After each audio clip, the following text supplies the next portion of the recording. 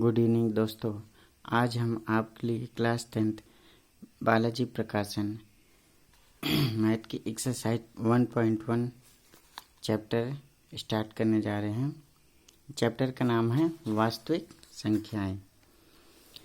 बालाजी प्रकाशन का 1.1 पहला क्वेश्चन है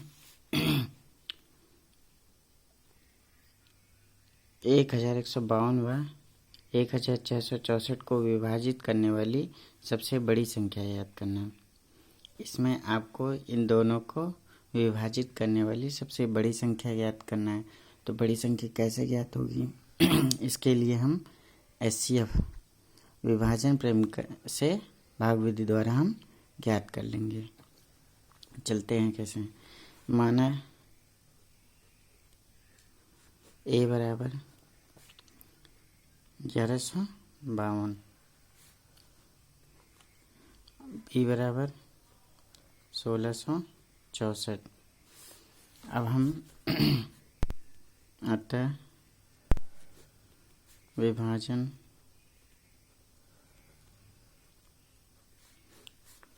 प्रमेयिका से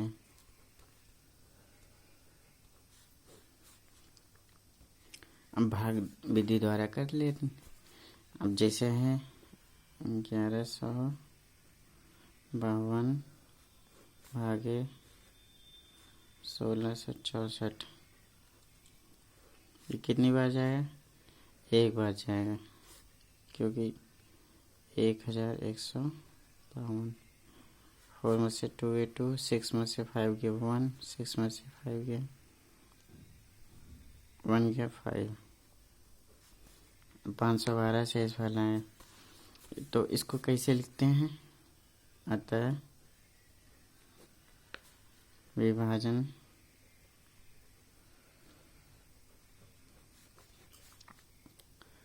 प्रमेयिका से,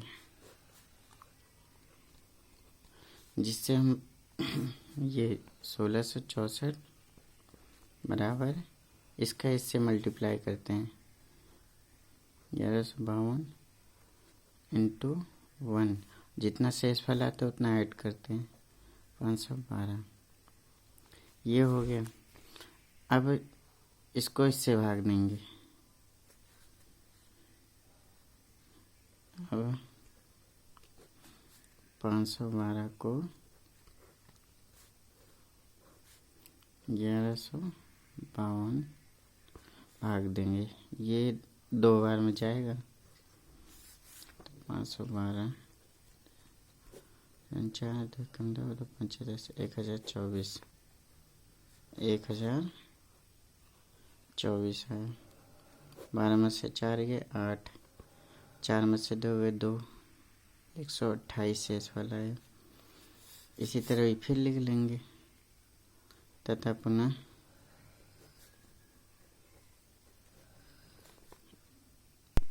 कैसे लिखेंगे?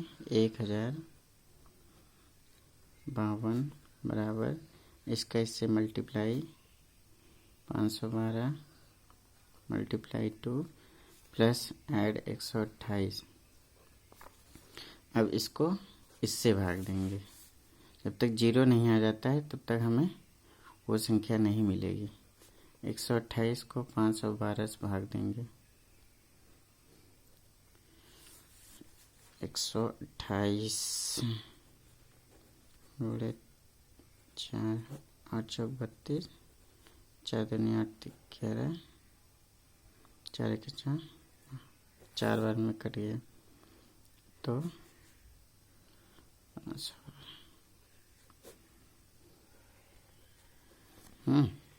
अब देखो हमारा कितना है, वो संख्या क्या है? इसमें शेषफल 0 है। शेषफल हमारा क्या आ गया? 0 आ गया। 128 पे 0 आ गया। अब लिख देंगे अतः 1152 तथा 1664 दोनों को पूछा था ना, इन दोनों संख्याओं को विभाजित करने सबसे बड़ी संख्या क्या है, तो दोनों को विभाजित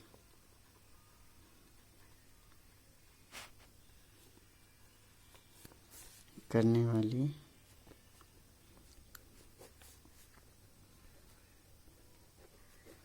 सबसे बड़ी संख्या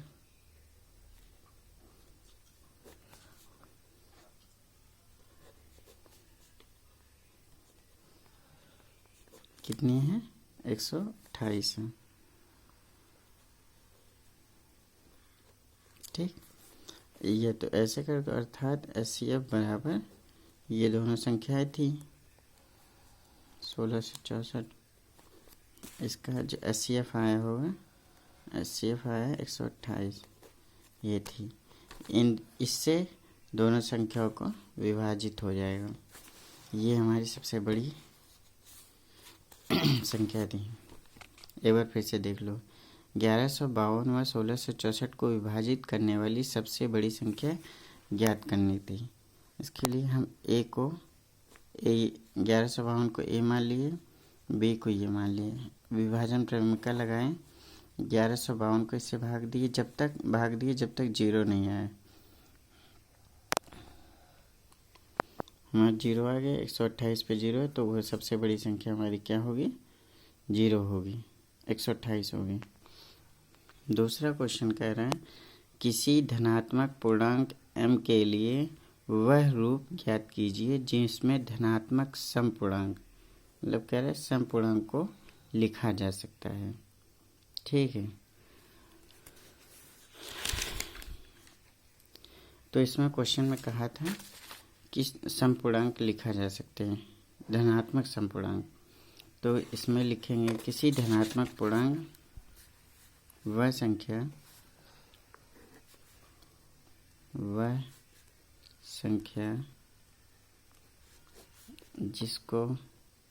जिसमें प्रत्येक धनात्मक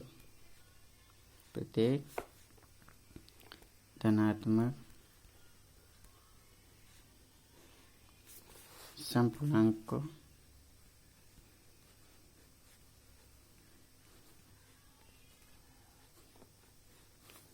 को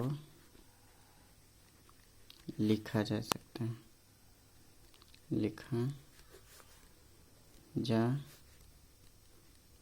है, क्या लिखा जा सकता है, 2m। फार्मूला में देखो समपूर्णांक के लिए 2m में होता है। 2m का मतलब क्या है, जिसे m बराबर क्या है, 1 2 3 डॉट डॉट डॉट रखने पर। अब समपूर्णांक कैसे प्राप्त होगा, जिसे ये 2m है, यहाँ पर m बराबर क्या रखें, m बराबर 1 रखोगे तो 2 इंटू 1 इक्वल 2, ये सम संख्या है। फिर उसके बाद 2 गुणे 2, m की जगह पे 2 गुणे 2 करोगे 4 आएगी, ये भी सम संख्या है। फिर 2m की जगह 2 इंटू 3 किए, 3 दूनी 6, ऐसे जो है हमें सम संख्या प्राप्त करनी। वही क्वेश्चन में कहा था किसी धनात्मक पूर्णांक m के लिए वह रूप ज्ञात करिए जिसमें धनात्मक समपूर्णांक को लिखा जा सकता है। तो वही हम किस रूप में वह संख्या जिसमें प्रत्येक धनात्मक समपूर्णांक को लिखा जा सकता है, क्या, 2m। m की जगह पे 1 2 3 रखने पर तो ये हमारा क्या है, सम संख्या प्राप्त हो गई। अब इसी प्रकार तीसरे में चेंजिंग क्या है, किसी धनात्मक पूर्णांक m के लिए वह रूप ज्ञात कीजिए जिसमें प्रत्येक धनात्मक विषम पूर्णांक को लिखा जा सकता है। उसमें क्या था, सम पूर्णांक, धनात्मक सम पूर्णांक बोले थे, इसमें क्या विषम पूर्णांक पूछा है। तो इसमें क्या है, जैसे इसमें 2m, पहले हिंदी लिख लेते हैं। इसमें क्या लिखेंगे हिंदी में, वह संख्या, जैसे इसमें लिखे थे, वह संख्या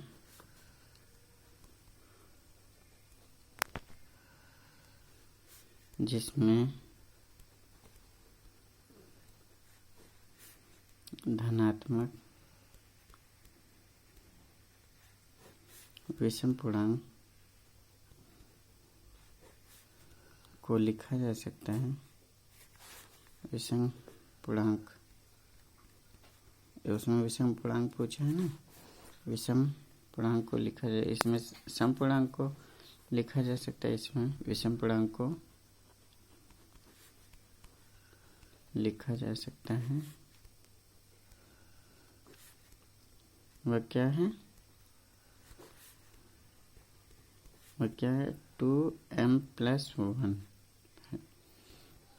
याद रखना, धनात्मक सम पूर्णांक के लिए 2m है, विषम पूर्णांक के लिए 2m। कैसे माना?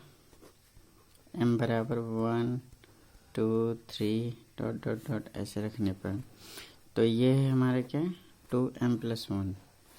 तो इसमें इसे 2m+1 बराबर क्या रखूँ? m की वैल्यू 1 रखने पर तो क्या, 2 × 1+1, 2 × 1 = 2, 1 3 हुआ, ये विषम है। फिर 2m+1, तो m की जगह 2 रखने पर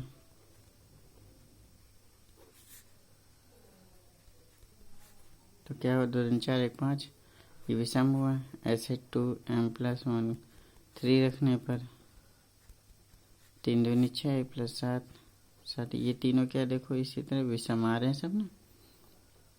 तो इस विषम के लिए क्या फॉर्मूला करना है, 2m+1, और सम के लिए क्या है, 2। धनात्मक सम पूर्णांक पूछे तो 2m होगा, m की वैल्यू 1 2 3 रख दोगे तो ये प्राप्त हो जाएगा। इसी तरह विषम में 2m+1 है, उसमें 1 2 3 रखेंगे, हमें विषम प्राप्त होगा।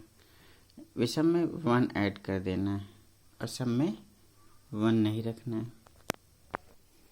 इसी प्रकार चौथा क्वेश्चन है, संख्या 405 2520 का एचसीएफ ज्ञात करना है।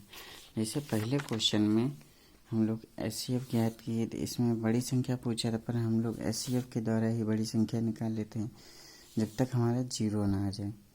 इसी प्रकार ये भी एचसीएफ है। तो इसमें दो संख्या 405 है और 2520 है। ए बराबर 405, बी बराबर 2520 है। तो 405 को हम 25 से भाग देंगे, 4 पंचे 20, 4 छंग 24, 6 वाले ले जाते हैं। तो 400, सॉरी ये कैमरा भी ना, 405 को 6 6 पंचे 30, 6 छक 24, 2400 क्या है, 30 आया। 12 से 3 गए 9, 90 आया। इसको कैसे लिखेंगे, 25 20 इससे भाग दिए बराबर 405 गुणे 6, इसको इससे मल्टीप्लाई करेंगे और जितना शेषफल है उतना ऐड करेंगे। ये जो है विभाजन प्रमेय से। अब ये शेषफल 90 है, 90 को अब 405 से भाग देंगे, 90 को 405 भाग देंगे, 9 पचे 45, 9 पचे 45 ज़्यादा हो जाए, 9 36, 4 बार में जाएगा तो कितना बचा, 5, 10 में से 6 4 45 है। अब इसको कैसे लिखोगे, अब तो समझ में आ गया होगा ना। 405 बराबर इसका इससे मल्टीप्लाई 90 × 4 प्लस शेषफल ऐड कर देते हैं। ठीक, अब इतना है शेषफल। अब 45 को 90 से भाग दोगे, 45 दूनी 90 हो गए। तो इसका एचसीएफ कितना है, 45 आए।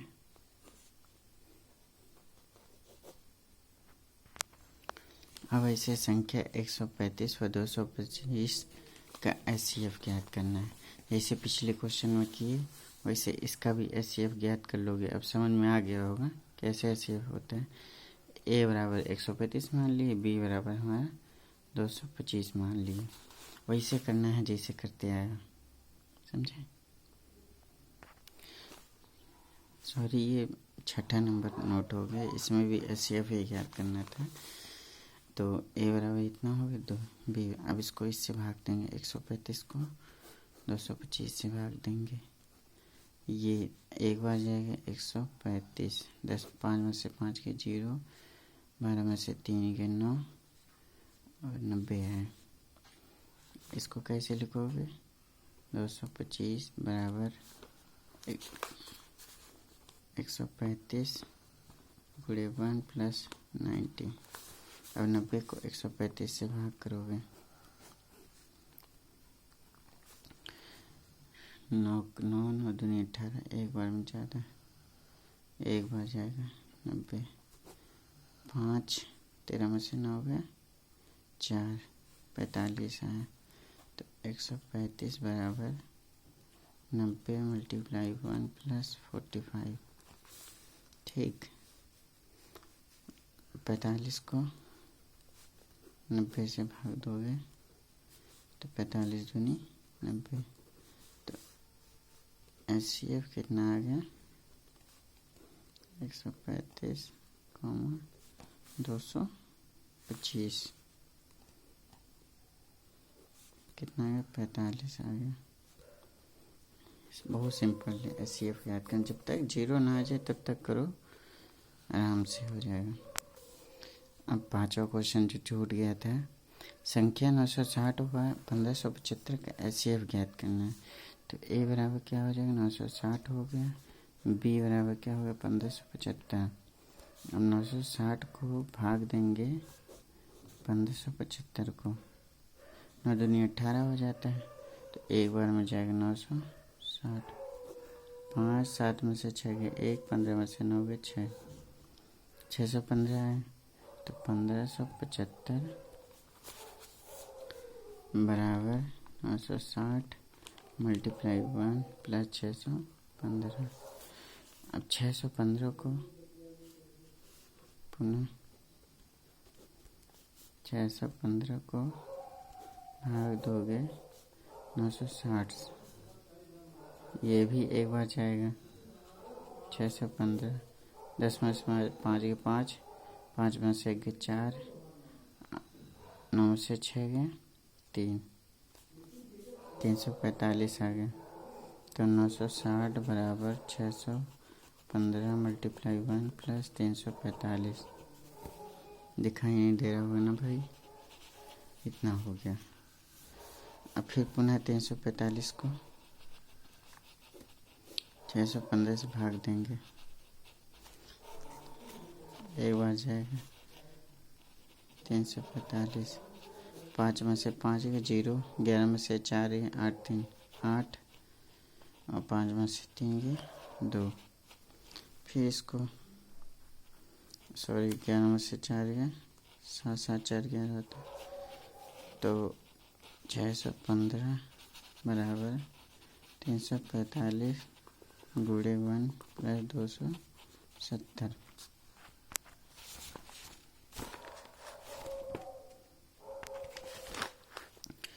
और कितना था, 270 को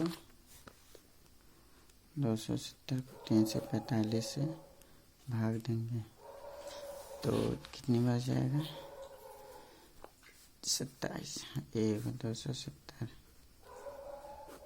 5 14 में से 4 गए 7 गए 7 बचे है ना, 14 में से 7 गए 7 बचा, इधर कुछ नहीं बचा। तो 345 बराबर 270 मल्टीप्लाई 1 प्लस 75।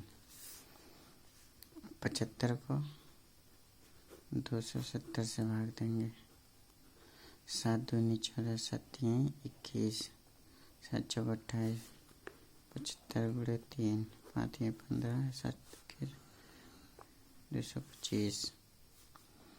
तो कितनी बार गए, 225, 10 में से 5 5, 6 में से 2 4, 45 आ गए। तो 270 बराबर 75 गुणे 3 प्लस 45। 45 को 75 से भाग दोगे, 45 से कम 45, फिर कितना बचा 30। 45 गुणे 5 प्लस 30। 30 को 45 से भाग देंगे तो 30 से कम 30, 5 4 15, तो 45 बराबर 30 गुणे 5 प्लस 15। 15 को 30 से जब तक जीरो ना आ जाए तब तक भाग देते रहो। 35 दूनी 30। अब इसका क्या आ गया, HCF आ गया। HCF दो संख्या कौन सी थी, 960 1575। 960 1575 का HCF जो आया है कितना, 15 आया। और क्वेश्चन हम अगले नेक्स्ट वीडियो में बनाएंगे। अभी आप लोग हम थोड़ी समझिए, मेहनत को देखते रहिए, हम भी मेहनत